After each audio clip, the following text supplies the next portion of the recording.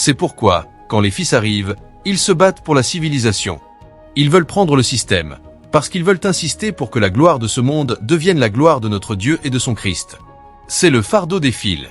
Quand un fils arrive au Royaume-Uni, il pense à la manière de prendre le contrôle des systèmes, afin que, à la Chambre des communes, on puisse se lever le matin et dire « Jésus est Seigneur ». Son but n'est pas d'être appelé membre du Parlement. Non, ce n'est pas son identité. Ce titre est trop banal, parce qu'en Sion, il est prophète. En Sion, il est apôtre. En Sion, il est prince. On n'a pas besoin de lui donner un titre à la Chambre des communes pour qu'il se sente important.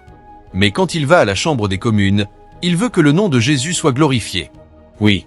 Et c'est pour cela qu'il y va. Parce que l'affaire, c'est l'affaire de la gloire, pour que Dieu puisse être vu. Dieu est obscurci dans notre monde.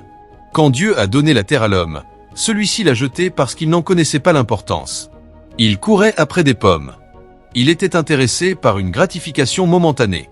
Je veux vous parler des armes. Les armes d'un ambassadeur. Les armes. Il y a des munitions que nous portons dans l'esprit.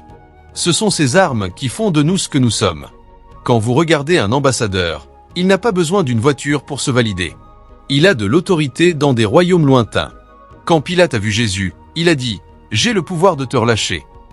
Jésus l'a regardé et a dit « Tu as du pouvoir ? Mon royaume n'est pas de ce monde.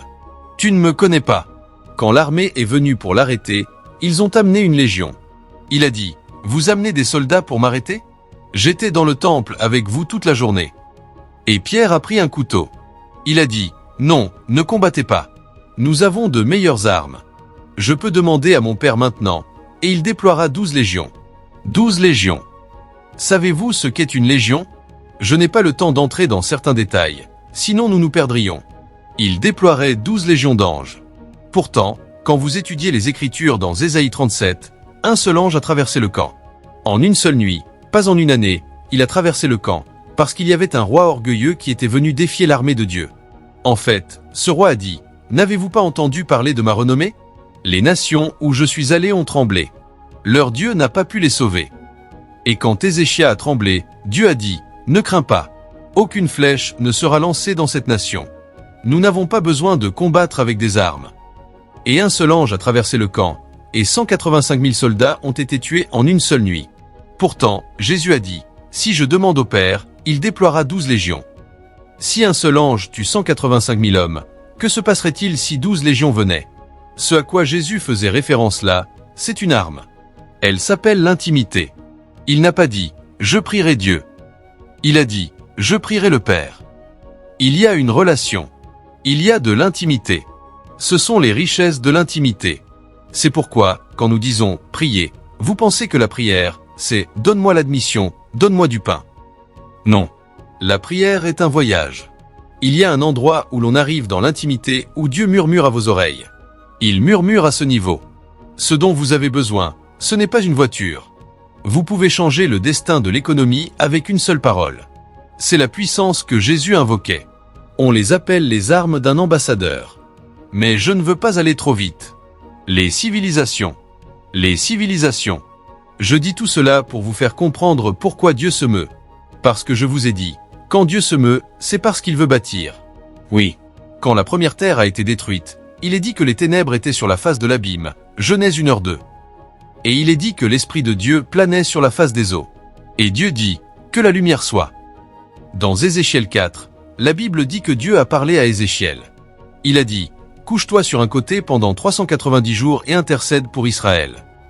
Et il a dit, quand tu auras fini, tourne-toi sur ton côté droit et couche-toi pendant 40 jours. Ce n'est pas une blague.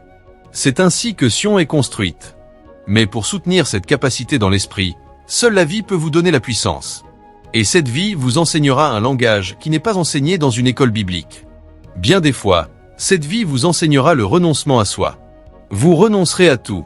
Vous pensez que les nations naissent facilement ? Il faut les douleurs de l'enfantement de l'esprit. J'aimerais avoir le temps de vous raconter mon histoire pendant 7 ans. 7 ans après avoir quitté l'université, j'avais des bourses pour partir à l'étranger. Ne bouge pas. Pourquoi ? Je suis le fils unique. Savez-vous ce que cela signifie comme pression en Afrique ? Mon père est à la retraite. Je suis le fils unique. La seule option que j'avais était de rester à Makurdi. Et j'y suis resté 7 ans. Que faisais-je ? J'enseignais et je gagnais 20 000 néras. Vous savez combien c'est? 20 000. Aujourd'hui, $1 vaut environ 6 cents 30 néras. À l'époque, c'était environ 400 néras pour une livre. Cela veut dire que 20 000 néras, c'était à peu près 40, 45 ou 50 $. C'est ce que je gagnais pour un mois. Et Dieu n'arrêtait pas de m'encourager à étudier.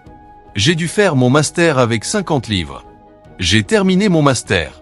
Je me suis inscrit en doctorat avec 50 livres. Vous savez ce que cela signifie? Vous n'avez même pas le luxe d'acheter une nouvelle paire de chaussures. Mais on appelle cela la fournaise de feu. La fournaise. Je ne pouvais pas nier la voix que j'entendais. Parce que quand vous essayez dans la faim, Dieu vous amène ensuite dans le corridor de la foi. Dans le corridor de la foi, vous ne regardez plus les choses naturelles. Il commence à vous enseigner une autre voie. Paul a dit, nous ne regardons pas aux choses qui se voient, mais à celles qui ne se voient pas, car les choses qui se voient sont temporaires, et les choses qui ne se voient pas sont éternelles. Il a appelé cela notre légère affliction. Il a dit que notre légère affliction ne dure qu'un moment. Savez-vous ce que Paul appelait une légère affliction? Être fouetté 39 fois. C'est ce qu'il appelait une légère affliction. Être mis en prison. C'est ce qu'il appelait une légère affliction. La Bible dit qu'1 jour et demi, Paul a été laissé dans les profondeurs. Il est resté sous l'eau pendant 1 jour et demi. Mais vous savez, dans cet atelier, beaucoup de choses vous arrivent. Paul n'était plus un homme ordinaire. Il était devenu aquatique. Pendant 1 jour et demi, il a appris à survivre sous l'eau. La douleur est devenue une technologie. Voyez-vous, quand nous parlons d'autorité dans le royaume, ce n'est pas seulement ce que vous lisez dans la Bible. 2 personnes peuvent citer la même écriture, et l'impact sera complètement différent. Parce que l'homme qui est resté sous le ventre de l'eau pendant 1 jour et demi, quand il parle, connaît la miséricorde de Dieu au-delà de l'écriture que vous citez. Il sait comment survivre là où il n'y a pas d'oxygène. Paul a été lapidé jusqu'à la mort. Quand les gens sont partis, l'Église l'a entouré. Pendant qu'il priait, il s'est relevé. Et dès qu'il s'est relevé, il a dit « Allons à la ville suivante ». Il avait maîtrisé la douleur. Paul pouvait faire des missions avec des blessures. Ce n'est pas ce genre de mission où vous voulez dormir dans un hôtel 5 étoiles. Non. Vous ne pouvez pas aller en Afghanistan. Et quand l'Angleterre devient hostile, vous retournerez en Afrique. L'homme qui peut se relever d'entre les morts sans demander où est l'hôpital le plus proche. Il dit « Allons à la ville suivante ». Pourquoi? Parce qu'il a dit « La nécessité m'est imposée. Malheur à moi si je ne prêche pas l'évangile ». Cela veut dire que je sois maudit si je ne prêche pas l'évangile. S'il revient d'entre les morts, il retournera en mission. Il a dit « Pour moi, vivre, c'est Christ, et mourir est un gain. » Parce qu'absent du corps, présent avec le Seigneur. Ce que Paul disait, ce n'était pas une citation d'écriture. Quand Paul était dans le ventre de l'eau pendant 1 jour et demi, il a quitté son corps. Mais quand il a quitté son corps, il a découvert qu'il y a un endroit au-delà de la mort. C'est la demeure de la lumière. Donc, quand il a dit « absent du corps, présent avec le Seigneur », il avait trouvé une autre porte à travers la mort. Il savait que la mort n'est pas la fin. Que pour ceux qui sont dans le Christ, quand la mort vient, elle devient une porte vers une autre dimension. Mais tout cela s'est passé dans le corridor de la vie. Il a appris des choses qu'on ne lui avait pas enseignées à l'école. Il a dit « Je connais un homme, il y a plusieurs années, soit dans le corps, soit hors du corps. Je ne sais, cet homme a été enlevé jusqu'au 3e ciel. » Comment savait-il qu'il y avait 3 cieux? Ce sont les chemins de Saint Jean. Il a voyagé au-delà du 1er ciel. Il est entré dans le 2e ciel. Et il est allé jusqu'au trône de Dieu. Et il ne s'est pas arrêté là. Il a dit qu'il a été enlevé au paradis et qu'il a vu des choses qu'il n'est pas permis à un homme d'exprimer. Si c'est illégal pour les hommes de les entendre, alors qui est Paul? Et il a dit, la vie est dans le Fils. Et il a dit, celui qui a le Fils a la vie. Mais dès que cette vie entre en vous, ce n'est pas seulement pour vous donner de la nourriture. Dès que la vie entre en vous, elle devient une loi dans votre âme. Quand Paul a voulu bâtir la maison de Dieu, il a découvert qu'il y avait une crise dans ses membres. Et il est arrivé à un point où il a dit, « Misérable que je suis, qui me délivrera de ce corps de mort ?» Il a découvert qu'il avait déjà été formé par un autre système. Il a découvert que l'orientation qu'il avait été différente de l'orientation du ciel. Et il essayait de plaire à Dieu avec sa force, parce qu'il était un érudit. Il avait étudié la loi, et il avait été formé par les meilleurs. C'était un orateur. Quand il parlait, c'était comme si un Dieu parlait. Et il pensait que son éloquence ferait partie de ce que Dieu utiliserait. Mais voyez-vous, dans l'économie de la vie, votre avantage naturel devient votre plus grand désavantage. Vous pouvez venir à l'église, être un orateur. Et quand Dieu vous regarde, il découvre qu'il y a de l'orgueil en vous. Et cet orgueil corrompra la construction. Alors, ce qu'il fera, c'est que même si vous êtes le meilleur orateur, il vous dira d'aller être huissier, de vous tenir à la porte et d'accueillir les gens. Parce que la vie insistante que tout ce qui est étranger est un système de contrôle de qualité dans l'esprit. Tout ce qui est étranger à Dieu, la vie le combattra. Et jusqu'à ce que cette chose soit détruite, vous ne pourrez pas participer. Vous pouvez citer la Bible de la Genèse à l'Apocalypse. Dieu ne cherche pas des citeurs d'écriture. Parce que l'écriture vient du ciel. Il ne cherche pas ceux qui l'impressionnent avec des écritures. Il cherche ceux qui peuvent refléter son image. Quand la vie vient avec un système de gouvernement. Votre éloquence sera mise de côté pendant 7 ans. Et Dieu s'assurera de traiter l'orgueil. Chez certains, c'est la convoitise. Dieu regardera et ne dira rien. En fait, vous pourrez même créer un blog Instagram. Vous y posterez des choses pendant 4 ans. Personne ne regardera. Votre oncle peut être sénateur ou maire. Et il vous donnera un créneau à la télévision nationale. Le jour où vous viendrez chanter, personne ne regardera. Et vous demanderez à tous vos amis, « Est-ce que vous m'avez entendu hier ?» Ils répondront, « Désolé, je me suis endormi. » Le gouvernement de la vie s'assurera que tout ce que vous faites est frustré, jusqu'à ce que Dieu ait dompté la chair. C'est ce que Paul a découvert. Et quand il a découvert que ce n'était pas une question de capacité naturelle, il s'est reposé dans le Saint-Esprit. Et il a dit dans Romains 8h2, « La loi de l'esprit de vie en Jésus-Christ m'a affranchi de la loi du péché et de la mort. » Ce n'est plus seulement une réalité. C'est maintenant une loi. Parce qu'elle est insistante. Les lois ne se plient pas. Si vous sautez, vous redescendez.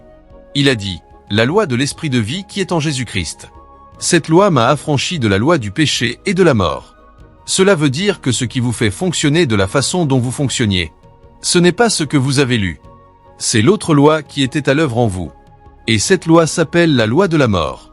Quand Dieu veut vous donner un badge parmi ceux qui participeront à la parole qui vient, il détournera vos yeux de votre charisme. Parce que l'énergie dont vous avez besoin n'est pas dans la chair. Il vous tournera vers le gouvernement de la vie. Et quand la vie vient, la vie vous brise. Et Dieu est l'origine de cette réalité. Quand vous voyez Dieu se mouvoir, c'est parce qu'il veut bâtir à nouveau. La raison, c'est que la plupart du temps, quand Dieu bâtit, ce qu'il fait, c'est qu'il élève des fonctionnaires. Parce que son royaume est un royaume de rois et de rois. La seule façon pour que les fonctionnaires qui existent dans son royaume puissent participer à l'économie du divin, c'est de leur donner l'opportunité d'expérimenter ce qu'est la royauté.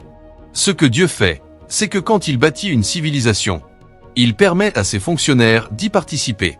Mais la plupart du temps, ces fonctionnaires ne comprennent pas que l'autorité qui leur a été conférée leur a été conférée comme un moyen d'exprimer et d'administrer la gloire. Dans le cours de l'avancement de cette civilisation, seul Dieu doit être vu. Oui. Dès que Dieu devient obscurci, cette civilisation n'est plus nécessaire. Vous savez, quand la première terre a été créée, un prince a été convoqué pour régner sur la terre. Il est dit au commencement, Genèse 1h1, Dieu créa les cieux et la terre. C'est la même histoire. C'est une réalité qui a commencé dans l'éternité passée. Et elle continuera même à la fin de celle-ci. Parce que la Bible parle de la nouvelle Jérusalem qui descend du ciel. Dieu bâtit. Le seul moment où Dieu cessera de bâtir, c'est quand sa gloire sera autorisée à trouver son expression. Quand il a créé la première terre, la Bible dit que cette terre a été jugée. Il est dit que la terre a été trouvée dans un état de chaos, parce que Dieu l'a jugée. Et la raison pour laquelle Dieu l'a jugée, c'est que le prince qui avait été autorisé à administrer ce monde, a décidé d'aller dans la voie de la rébellion. Il n'administrait plus correctement la gloire. Parce que la gloire ne doit pas venir à vous. La gloire doit aller à Dieu. Dès que la gloire commence à venir à vous, cette civilisation devient invalide. Parce que Dieu ne peut plus être vu. La Bible dit qu'il apparaîtra dans sa gloire. Cela veut dire que quand la gloire lui est dirigée, alors il peut être vu. Mais dès que la gloire est détournée de Dieu, on vous verra, on ne verra pas Dieu. Et Dieu ne peut plus apparaître. Et quand Dieu n'apparaît plus, cette civilisation devient inutile. Alors, ce que Dieu fait, c'est qu'il recommence à bâtir. Après que la première civilisation a été jugée, Dieu a créé la civilisation suivante. Il a permis à Adam de la gouverner. Mais Adam n'a pas compris le commerce des immortels. Les anciens princes sont venus sous l'apparence d'un serpent. Vous savez, quand vous trouvez des inventeurs, il y a ce qu'on appelle un brevet qui leur donne le droit exclusif d'administrer cette invention. L'autorité que Dieu a donnée à Adam était le pouvoir d'exclure la terre de ses princes. Mais Adam ne savait pas qu'il y avait d'autres princes comme lui dans le royaume de Dieu. Quand Paul est venu et qu'il a reçu l'accès au mystère, au corridor de la lumière, Paul a commencé à nous dire « Nous n'avons pas à lutter contre la chair et le sang. Il y a une bataille ancienne qui se déroule.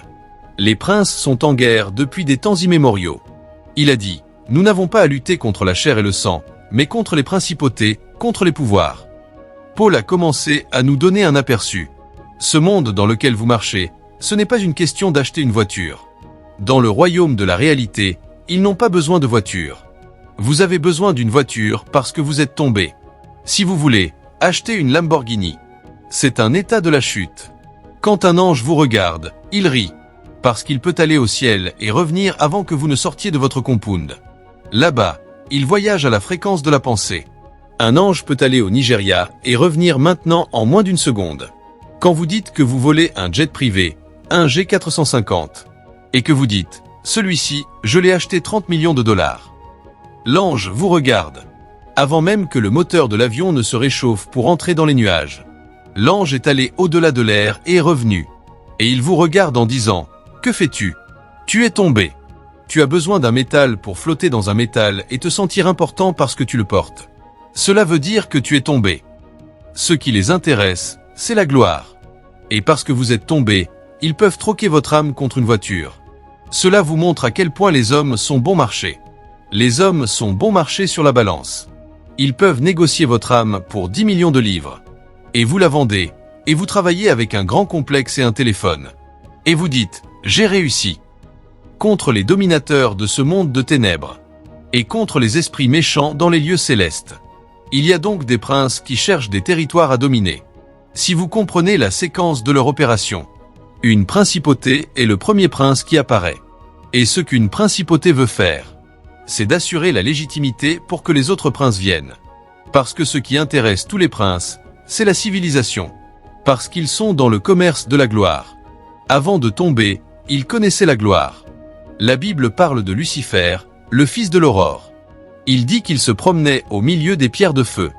Il faisait des affaires dans le premier Éden, avant que le second Éden ne soit téléchargé. Il connaissait les voies de la gloire. La Bible dit « Tes tambours et tes flûtes étaient en toi dès le jour de ta création ». Le travail de cet être était de coordonner l'adoration dans les Sions, les royaumes de Sion. Il connaît donc les émotions de Dieu. Quand Dieu est adoré, il sait quoi faire. Parce qu'ils comprennent la gloire, seule la gloire les satisfait. Quand les principautés sont envoyées, elles essaient de s'emparer d'une civilisation. Et quand elles détournent une civilisation, elles prennent le contrôle de cette civilisation. Elle devient leur possession. Et elles créent des citoyens qui suivront leur espèce, leur désir et leur nature. Ils vous fixeront dans Sion. Parce que ce avec quoi Dieu bâtit Sion, ce sont des hommes. Mais ces hommes ne sont pas enseignés dans les voies de la douleur. Ce ne sont pas les chemins de la souffrance qui sont le feu du raffineur que Dieu fait traverser aux hommes. Et la raison pour laquelle Dieu le fait, c'est à cause de ce qu'il est en train de faire. Et vous ne pouvez même pas regarder le processus d'un autre homme. Quelqu'un peut avoir le sien en 2 ans. Le vôtre peut être de 7 ans. La raison, c'est que le poids et la texture du bloc à la fondation sont différents du bloc au milieu du bâtiment. Oui, ceux qui portent le poids sont bien texturés. Ils ne peuvent pas être les mêmes. Quand la vie s'occupe de vous comme un gouvernement, parfois vous crierez. Quand vous aurez fini de crier, Dieu vous encouragera. Mais il ne changera pas la situation. À ce moment-là, la seule chose dont vous êtes conscient, c'est votre fin. Tout échoue, mais votre fin reste intacte. Vous dites, Seigneur, 1000 fois je te choisis. Je te choisis. Je te choisis encore et encore et encore.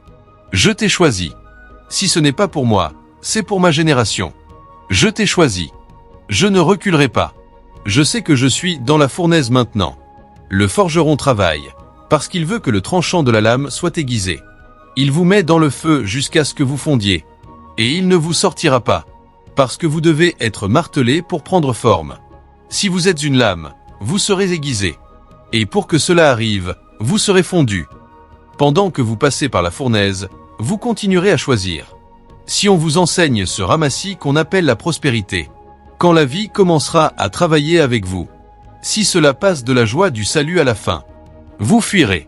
Parce que parfois, la faim fera que Dieu vous testera en vous permettant de passer par la souffrance, pour découvrir l'intégrité de ce qu'il bâtit. Mais si on ne vous enseigne pas le royaume, vous fuirez. Parce que tout ce qu'on vous a enseigné, c'est demander à Dieu du pain, demander à Dieu du vin. De telles personnes ne peuvent pas bâtir la nation. Si vous donnez de la terre à de telles personnes, elles compromettront 1 million de fois. Mais s'il y a une génération où la gloire de Dieu apparaîtra, alors des hommes que la vie a saisis, des hommes qui ont appris le protocole de l'esprit, doivent naître. Vous quittez une réunion, vous allez à une autre réunion. Parfois, en une seule journée, vous êtes sur 3 différentes prières en ligne. Vous finissez 1 heure, vous entrez dans 3 heures, vous revenez à 1 heure. Et ils se demandent, comment survivent-ils? Parfois, quand vous terminez un long service, vous rentrez chez vous et vous faites une veillée. Vous êtes seul dans votre chambre, et vous chantez. Vous pensez avoir chanté 2 cantiques. La prochaine fois que vous regardez, il est 5 heures du matin. Ah, comment se fait-il que la nuit soit plus courte? Non, la nuit n'est pas plus courte. Vous êtes entré dans une autre économie. On l'appelle la faim. Quand vous entrez dans la présence de Dieu, c'est le royaume de l'Éternel. Il n'y a pas de temps là-bas. Vous savez, quand Moïse est monté sur le Sinaï, il pensait que ce serait pour quelques heures. Quand il est redescendu, il a découvert qu'il y était resté 40 jours. Que s'est-il passé? Vous êtes sorti du temps, parce que la présence de Dieu exclut le temps. L'énergie et l'intensité là-bas sont si grandes que le temps est compressé. Quand la faim vous submerge, votre destination est la présence. C'est pourquoi, tout d'un coup, les choses divines deviennent naturelles pour vous. Dieu est en train de vous aspirer hors de la pluie. Il vous aspire, parce que les traditions des hommes vous ont taillé si profondément. Les coutumes des hommes ont tronqué et mutilé la structure de votre âme. La seule chose que Dieu peut faire, c'est de vous aspirer hors de la terre et de vous ramener dans l'atelier de l'éternité où vous avez été créé. Vous savez, quand Dieu a dit « Faisons l'homme », il n'était pas dans le ciel. La création ne se fait pas dans la création. La création se fait en dehors de la création. Si vous êtes déjà dans la création, vous ne pouvez pas créer. Vous ne pouvez que former. Quand Dieu a dit « Faisons l'homme », dans Éphésiens 4, quand Jésus est ressuscité, il n'est pas allé au ciel. La Bible dit qu'il est monté au-dessus de tous les cieux. Ce royaume, Paul l'appelle la demeure de la lumière. Il a dit qu'aucun homme ne peut s'en approcher. L'énergie là-bas ferait fondre tout ce qui s'approche. C'est de là que Dieu crée. Ce que Dieu fait, c'est que quand il commence à vous aspirer par la faim, il vous ramène à l'atelier où vous avez été assemblés. Le psalmiste a dit « Tu m'as formé d'une manière effrayante et merveilleuse ». Il y a un endroit où Dieu s'assoit et crée l'ADN spirituel d'un homme. Ce que la faim essaie de faire, c'est de vous aspirer. Même si vous êtes né dans une famille de supporters de Chelsea, vous revenez maintenant de Sion, et vous découvrez que l'amour pour Chelsea est mort. Personne ne vous a conseillé. Vous êtes allé quelque part. C'est comme la radiation. Quand on veut traiter un cancer, on expose le cancer à la lumière. La radiation tue la cellule et restructure un nouvel ordre de cellules. C'est ce que fait la faim. Cette poursuite de Dieu par les Écritures et la prière. C'est parce que Dieu est en train de vous aspirer. Il vous aspire. Il vous aspire. Parfois, quand il veut ajouter un peu de saveur, il vous donne des rencontres angéliques. Vous priez dans votre chambre, et soudain vous découvrez que votre main devient chaude. Vous vous demandez, que signifie cela? Il n'y a pas de signification. Dieu l'utilise pour vous attirer dans la présence. Vous passerez 4 ans à essayer de comprendre ce qui se passe dans votre cœur. Rien ne se passe. C'est pour vous garder sur l'autel. Parce que Dieu connaît votre fascination. Parfois, vous priez, vous ouvrez les yeux, et vous voyez une lumière qui se tient là. Vous dites alors, « Oh, je suis devenu prophète ». Cela n'a rien à voir avec un titre. Il est en train de vous aspirer. Dans 2 Pierre 1h3, il est dit, « Comme sa divine puissance nous a donné tout ce qui contribue à la vie et à la piété, par la connaissance de celui qui nous a appelés par sa propre gloire et par sa vertu. » Il a dit qu'il nous a rendus participants de la nature divine, après avoir échappé à la corruption qui est dans le monde par la convoitise. La façon dont Dieu vous fait échapper à la corruption, c'est qu'il sait que personne ne peut vous conseiller. Vous êtes trop intelligent. S'ils disent A, vous dites B. Même quand ils utilisent l'écriture, vous êtes théologien. S'ils expliquent, vous entrerez dans le grec et l'hébreu pour contredire la personne qui parle. Parce que Dieu sait que vous êtes trop sage. Il vous amènera devant les immortels. Là, vous ne pourrez plus parler, parce que tout est à nu. Vous savez, le prophète Ésaïe était très intelligent. Ce que Dieu voulait qu'il fasse, c'était de prophétiser au sujet du Messie. Mais sa langue était dans l'erreur, et personne ne pouvait le corriger. Il a dit, « L'année de la mort du roi Osia, je vis le Seigneur. Sa gloire remplissait le temple. » Et soudain, plus personne ne parlait. Il a dit, « Je suis un homme dont les lèvres sont impures. Malheur à moi. J'habite au milieu d'un peuple aux lèvres impures. » Comment l'a-t-il découvert? Il était entré dans la lumière qui ne connaît aucune corruption. Mais c'est la fin qui vous y emmène. C'est un voyage de l'attrait de l'esprit. Dieu vous attire. Il vous aspire en lui-même, sans votre volonté. Il vous aspire, et vous découvrez que pendant 7 mois, tout ce que vous faites, c'est de parler en langue. Dieu forme son homme. Pour ceux d'entre vous qui sont des guerriers, vous savez que c'est là que la forme que vous soutenez dans l'esprit vous est donnée. Quand vous trouvez ceux qui sont des guerriers, ils entreront dans la chambre de feu. Si les hommes ne doivent pas entendre, alors qui est pauvre? Je vous parle de choses plus profondes que les titres. Quand Dieu veut bâtir Sion, il élève des ambassadeurs. Il élève des ambassadeurs. Et les ambassadeurs ont des armes. Ils ont des credensiales. Ce sont le genre d'hommes dont 3 d'entre eux peuvent entrer dans une ville. Et vous ne saurez pas pourquoi ils sont venus. Mais dans la nuit, quand les autres dorment, ils iront aux portes et commanderont aux portes de s'ouvrir. Ils n'organiseront peut-être pas de croisade. Ils parleront aux portes. Quand les portes s'ouvriront, ils repartiront. Revenez dans cette ville dans 3 mois. Vous verrez qu'un réveil a eu lieu. Vous ne le saurez peut-être jamais. Mais des ambassadeurs sont venus. Ils sont venus la nuit. Et quand ils sont venus, ils ont cherché le rythme de l'esprit. Ils savent où les princes ont verrouillé la porte. Et ils y sont allés pour l'ouvrir. S'ils ouvrent la porte, même un enfant peut commencer un ministère évangélique. Et cet enfant pourra rassembler 10 000 personnes et dire « Nous sommes oints. Nous sommes oints. » Non, monsieur. Vous n'êtes pas oints. Des ambassadeurs sont venus avant vous. Vous savez, quand Jésus a envoyé les 70, ils sont revenus et ont dit « Les démons nous sont soumis. » Il les a regardés et a ri. Il a dit « Je voyais Satan tomber du ciel comme un éclair.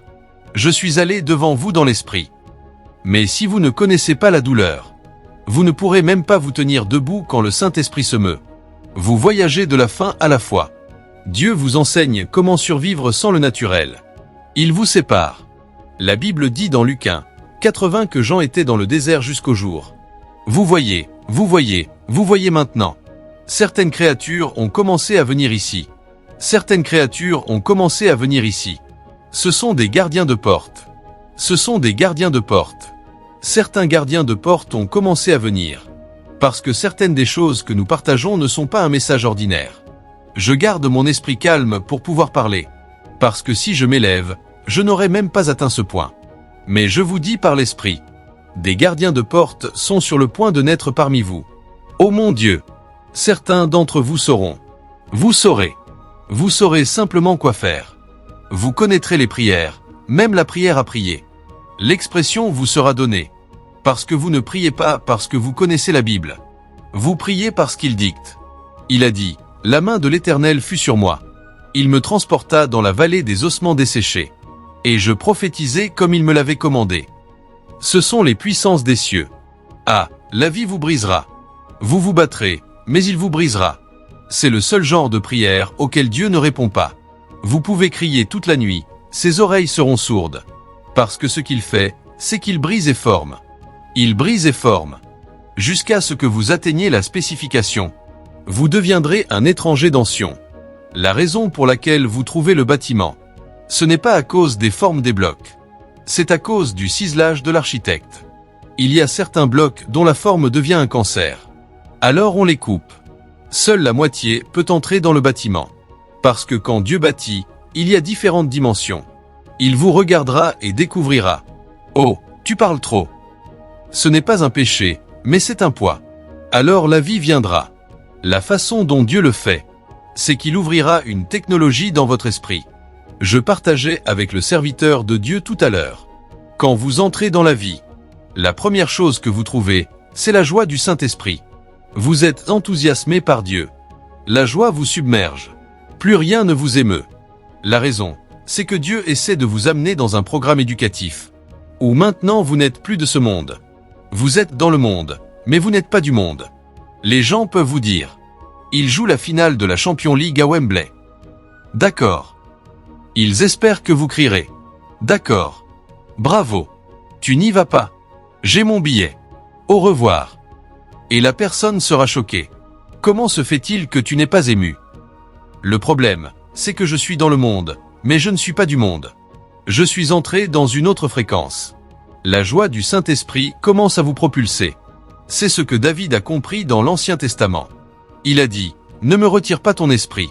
Rends-moi la joie de ton salut. » Quand Jésus apporte la vie, elle vient avec la joie. Mais après un certain temps, vous découvrirez que cette joie deviendra une fin pour la présence. La présence de Dieu. Vous entendez qu'il y a une étude biblique. Vous y êtes pendant 10 heures, et vous n'êtes pas fatigué. Voyez-vous, un prophète peut entrer dans la chambre de lumière. Mais un guerrier, un intercesseur guerrier, c'est le feu. Parce que quand vous revenez, vous combattrez. Vous êtes un combattant. Alors ils vous transporteront à travers des flammes immortelles.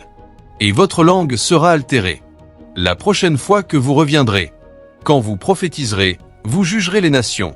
Et les gens qui sont encore sur la terre porteront une doctrine et diront, « Nous sommes dans l'ère de la nouvelle création. Il n'y a pas de malédiction. Il n'y a pas de jugement. » Vous ne saviez pas où cette personne était allée. Il venait d'un royaume lointain. Et dans ce royaume, la seule chose qui le préoccupe, c'est la jalousie de Dieu. Si une nation est contre Dieu, cette nation sera jugée, afin qu'un chemin soit préparé pour que la gloire apparaisse. Parce que Dieu bâtit. J'aimerais que vous compreniez ce que je partage. Vous guiderez maintenant votre vie de prière avec toute votre vie. Parce que vous saurez que cette prière que vous priez ne sera peut-être pas toujours comme cela. Ce qui vous arrive, c'est que Dieu est en train de vous aspirer. C'est pourquoi vous priez pendant 8 heures et vous n'êtes pas fatigué. Plus vous priez, plus vous devenez fort. Demandez à ceux qui ne sont pas aspirés. S'il est facile de prier pendant 4 heures, il y a une économie autour de vous. Et quand les hommes ne sont pas conscients, quand cet esprit les attire, ils disent « Attends, laisse-moi regarder ce film. » Ah, c'est le mauvais moment pour regarder un film. Je veux aller dans ce club et revenir, et nous prierons demain. Vous n'êtes pas conscient que vous êtes dans une classe. La classe des sermons. Et ce qui se passe à l'intérieur de vous est plus ancien que vous. C'est plus ancien. Quand Dieu veut ouvrir vos yeux. Parfois, quand vous entrez dans votre chambre pour prier, il vous montrera que plusieurs jours avant votre arrivée, un ange vous attendait. Oui, cet ange est celui qui vous invite. Il a dit, « J'étais dans l'île appelée Patmos, et j'entendis une voix comme celle d'une trompette. En me retournant, je vis cette chandelier d'or. » La plupart de ces attractions de l'esprit ne viennent pas parce que vous êtes sage. C'est parce que vous êtes convoqué. Et quand vous êtes convoqué, vous êtes attiré vers la présence. Parce que Dieu met quelque chose à l'intérieur de vous. Il plante quelque chose. Parce que quand le réveil viendra, vous aurez peut-être besoin d'apparaître comme un guerrier. Quand le réveil viendra, vous aurez peut-être besoin d'apparaître comme un prophète. Quand le réveil viendra, vous aurez peut-être besoin d'apparaître comme un donateur. Et la sagesse dont vous avez besoin pour obtenir la richesse est dans l'atelier. Si vous ne venez pas assez longtemps, vous manquerez de sagesse dans les jours où les hommes font de l'argent. Parce que l'Église n'est pas un lieu d'excitation. On l'appelle l'Ecclésia. C'est de là que sortent les lois. Il a dit, de Sion sortira la loi. Les gens qui sont dans l'Église sont des hommes qui comprennent comment manier des sceptres. Nous connaissons le jeu de l'autorité. Nous connaissons le jeu des lois. Nous connaissons les fondations de la civilisation. Nous connaissons les puissances de l'expression. Parce que nous avons été touchés par le Saint-Esprit. Nous ne sommes pas un peuple d'excitation. Parfois, nous crions. Mais même quand nous crions, je vous l'ai dit, ce n'est pas par excitation. Nous voulons faire s'écrouler Jéricho. Tout ce que nous faisons dans Sion a un but plus profond que le moment. Un homme sans compréhension peut l'interpréter selon le moment. Mais quand un homme de compréhension apparaît, il saura la raison. Ces gens qui portent des drapeaux, ce n'est pas parce qu'ils veulent apparaître de façon étrange. C'est parce qu'ils prennent possession des nations. Ils savent.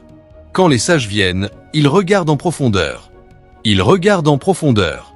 C'est plus profond. Je me suis retourné, j'ai vu le drapeau d'Israël. J'ai dit, ce sont des sages. Parce que les nations naissent sur l'autel. Elles ne naissent pas au Parlement. Le Parlement, C'est là où cela se conclut. Mais c'est dès que Sion est en travail qu'elle enfante des enfants. Certains d'entre vous ici ont peut-être 14 ans. Mais vous êtes des bâtisseurs de nations. Parce que quand vous êtes sur l'autel pendant ces 3 heures de croissance, ce que vous ajoutez aux fondations de la nation, c'est peut-être la justice. C'est votre part. Et peut-être que la nation que Dieu bâtit, la justice en est le fondement. Alors, quand il commence, vous priez pendant 5 heures. Vous êtes un architecte. Vous mettez la justice là. Quelqu'un d'autre peut mettre la crainte de l'Éternel. La crainte. Alors, quand il s'agit de prier, vous le trouvez allongé par terre, en train de crier. Et vous vous demandez, pourquoi sa prière est-elle toujours des larmes et des douleurs d'enfantement? C'est à cause du genre de bloc que j'introduis. Vous introduisez peut-être la justice. Moi, j'introduis la crainte de l'Éternel. L'ange qui bâtit avec vous ne vous permettra pas de prier jusqu'à ce que vous pleuriez. D'autres peuvent venir et prier en langue majuscule. Vous, quand vous voulez prier, vous commencez à gémir. Quand vous voulez prier, vous commencez à pleurer. Et vous vous demandez, pourquoi ne puis-je pas prier en langue? Votre contribution dans cette civilisation, c'est la crainte de Dieu. Et chaque fois que les hommes craignent Dieu, ils sont brisés. L'ange qui bâtit avec vous insistante pour que vous soyez brisés avant de pouvoir prier. Vous pouvez venir, vous ne trouverez pas d'expression. L'adoration continue. Quand vous aurez pleuré pendant 40 minutes, c'est alors que vous pourrez dire « Ma prière est terminée ». Vous êtes un bâtisseur. Dieu bâtit Sion pour que sa gloire puisse apparaître. Parce que ce que nous voyons maintenant, c'est Babel. Quand vous apparaissez à l'église, c'est du spectacle. Ce sont des titres. Ce sont des connexions. C'est de la vanité. Comment Dieu peut-il apparaître? Les hommes sont devenus trop gonflés. Ils ont bloqué chaque ouverture qui devrait laisser sortir le Saint-Esprit. Les humains et les évêques sont les plus gros blocs dans l'Église. L'évêque veut économiser de l'argent pour ses arrière-petits-enfants. Pourtant, ce qu'il ne sait pas, c'est que l'affaire n'est pas une affaire d'argent. C'est une affaire de gloire. Et c'est une transaction d'âme. Il a quitté la gloire, et il s'occupe d'argent. Les apôtres le savaient. Ils ont dit, il n'est pas convenable que nous laissions la parole de Dieu pour servir aux tables. Non, non, non. Ce n'est pas notre mission. Quand Sion est perdu et que Babel la remplace, Dieu bâtit à nouveau. Hautement organique. Tout ce que nous faisons, si cela ne commence pas par la vie, c'est une plaisanterie. Vous savez comment fonctionne la vie. La vie peut parfois être si silencieuse. Mais l'opération est très bruyante. Vous pouvez être assis ici maintenant. Et vous êtes pressé. Et personne autour de vous n'est conscient. Mais il y a le chaos dans votre système. Vous êtes en train de mourir. C'est ainsi que la vie parle. La façon dont la vie parle, c'est qu'elle se connecte en vous et vous contrôle. C'est un gouvernement. Vous pouvez être ici maintenant. Et vous êtes en train de tester. Et vous avez l'impression de mourir. Ou vous avez faim. Et plus rien n'a de sens. Personne n'est peut-être conscient. Mais dans votre esprit, c'est une trompette. Quelque chose crie à l'intérieur de vous. C'est ainsi que fonctionne la vie. Et jusqu'à ce que vous lui obéissiez, vous ne pouvez rien faire d'autre. Quand Dieu vous introduit dans l'équation de la vie, ce qu'il veut faire, c'est de vous posséder. Parce que la raison pour laquelle vous faites ce que vous faites n'est pas principalement parce que vous êtes endoctriné. C'est parce qu'il y a une sorte de vie qui est à l'œuvre à l'intérieur de vous. Dans Jean 8h44, il a dit « Vous avez pour père le diable, et vous voulez accomplir les désirs de votre père. » Cela veut dire que, peu importe l'éducation que vous donnez à ces gens, ils ne peuvent que fonctionner comme le diable. Parce que leur ADN trahira tous leurs efforts. Ils peuvent appliquer de la discipline. Ils peuvent appliquer des principes. Mais parce que l'ADN est principalement celui du diable, ils ne peuvent que faire les désirs de leur père. Quand Dieu veut élever une génération, la première chose qu'il fait, c'est d'insérer la vie en eux. C'est un processus d'inoculation qui vous réveille au royaume de Dieu. Dans 1 Jean 5, versets 11 à 13, la Bible commence à nous dire « Parce que le bâtisseur original, c'est Christ. Mais Christ a besoin d'être étendu en vous. Parce que Christ aura besoin de vos cordes vocales. Quand Christ veut bâtir en parlant, il aura besoin de quelqu'un. Quand Christ veut bâtir en donnant, il aura besoin de quelqu'un. Et la seule façon pour lui d'être sûr que l'intégrité du bâtiment restera intacte, c'est de le valider avec sa vie. Quand Dieu se meut, Il bâtit. Quand nous parlons de réveil, c'est parce qu'un édifice s'est effondré et que Dieu bâtit à nouveau. Il a parlé de façon extraordinaire. Vous savez, quand vous commencez le travail de bâtir Sion, un moment viendra où la renommée viendra, où le pouvoir viendra, où l'influence viendra. Si vous n'êtes pas prudent, vous quitterez Sion et commencerez à bâtir Babel. La raison pour laquelle Dieu bâtit à nouveau, c'est que ce que nous avons maintenant n'est plus Sion. C'est Babel. Le réveil dont nous parlons. D'un côté, c'est un jugement. De l'autre côté, c'est un projet de construction en cours. Avant que Dieu ne bâtisse une civilisation, il bâtira les hommes. Oui. C'est pourquoi je parle des armes des ambassadeurs. Si vous voulez figurer dans cette civilisation que Dieu bâtit, il y a des badges que vous porterez. Vous posséderez ces badges dans l'esprit. Ces badges sont les choses qui détermineront votre rang dans le monde qui vient. Nous te donnons la gloire. Nous t'honorons, Seigneur. Nous nous humilions devant toi ce soir. Nous te demandons de nous parler. Renforce notre esprit et fais-nous recevoir des réalités qui sont immortelles. Aide-nous à gérer ces réalités et à les transmettre à la prochaine génération sans corruption. Merci, précieux Père. Nous t'aimons. Nous te donnons la louange. Au précieux nom de Jésus. Amen. Savez-vous pourquoi? Savez-vous pourquoi je me suis arrêté? Je suis désolé, mais soyez sensibles. Savez-vous où je me suis arrêté? J'ai vu une lumière tomber de ce côté de la salle. Soyez. Et cette lumière est venue avec des mystères. Et Dieu a dit, il y a un scribe. Il y a un scribe qu'il veut ordonner. Ceux-là écriront des choses que les générations après nous liront. Ne applaudissez pas. Ne applaudissez pas. Dieu oint quelqu'un. Oh oui, c'est une lumière. Elle est venue du ciel. Parce que des rouleaux moteurs sont sur le point d'être ouverts. Nous ne parlons pas parce que nous avons lu. Nous parlons parce que nous sommes des témoins. Quand le fleuve commence à couler, parfois même le ministre a besoin de s'arrêter. Parce que l'expression peut être avec quelqu'un dans l'assemblée. Il y a un fleuve qui est agité. Il y a un cri, amenez-moi la personne. Des gens qui écriront des choses que les générations après liront. Et ils n'écriront pas seulement des messages. Ils écriront le destin des nations. Ils pourront vous dire les choses qui arriveront dans 50 ans. Et qu'il pleuve ou qu'il fasse beau. Ces choses devront arriver. C'est ainsi que l'on préserve l'héritage d'une nation. Parce que quand cela est capturé dans la prophétie, peu importe ce qui arrive, aucun gouvernement ne peut l'arracher. Parce que ce sont des expressions du royaume éternel. Priez dans le Saint-Esprit pendant 1 minute.